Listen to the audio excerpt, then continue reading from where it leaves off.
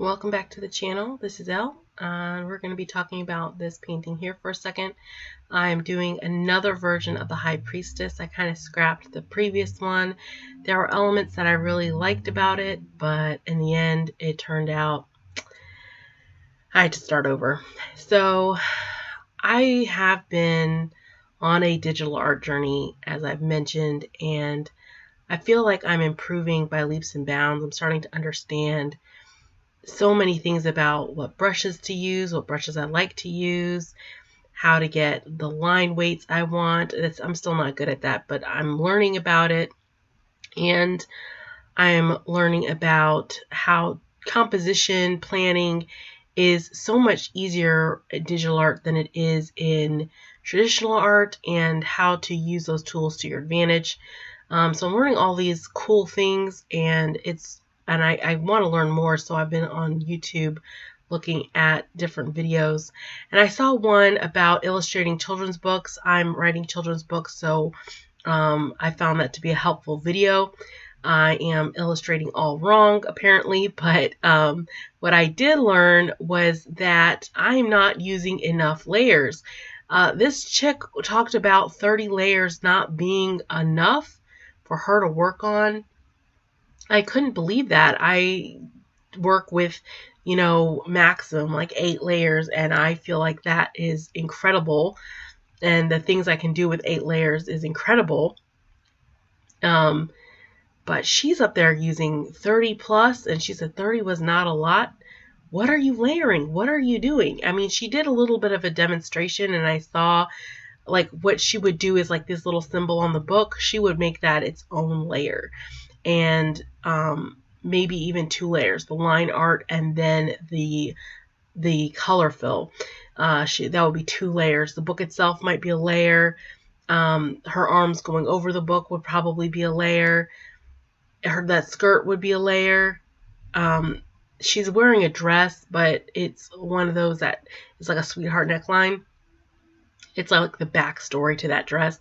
But that would probably be a layer all unto itself. And so I wonder what it would be like to paint in that many layers. So my next work, I'm definitely going to use a ton of layers.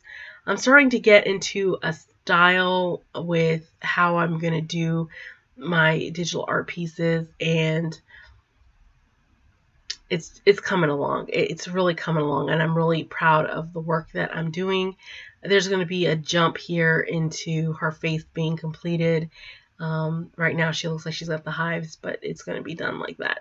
So anyway, this week in the studio, I only have one video this week. It's been kind of a rough road. Monday was a holiday, and usually I'd be working on this on Monday, but I didn't do any work on Monday.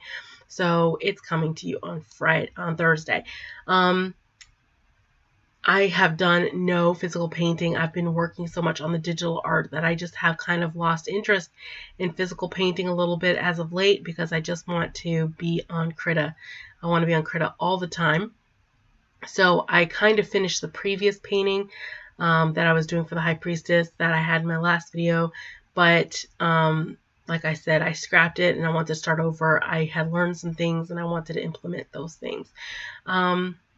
I don't think I'm done with this. I think I want to make some like leaves in the background, something else going on in the background to fill up some of that empty space and make it feel more magical.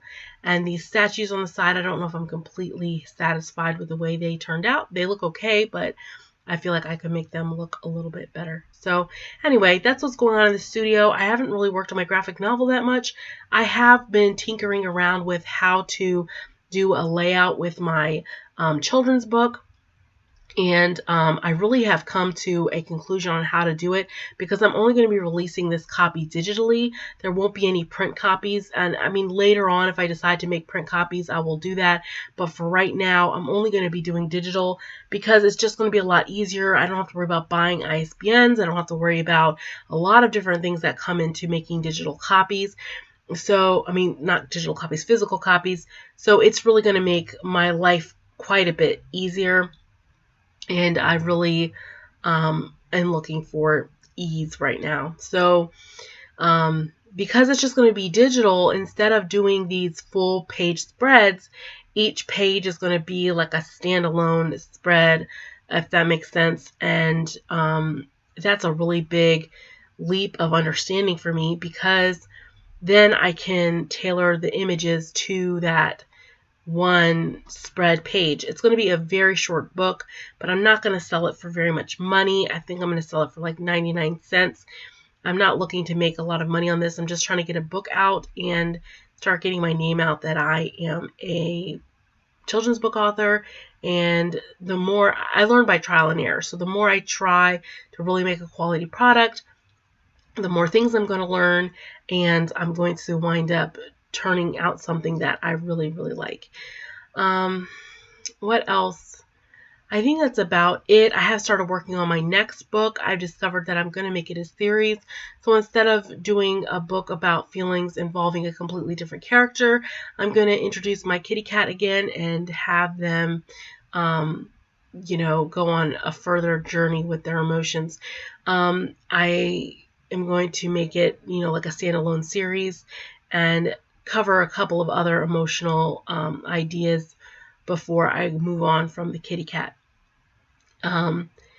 Yep, that's about the sum of things on my revelations. I worked on Publish and Thrive this week. It was mostly about the business side of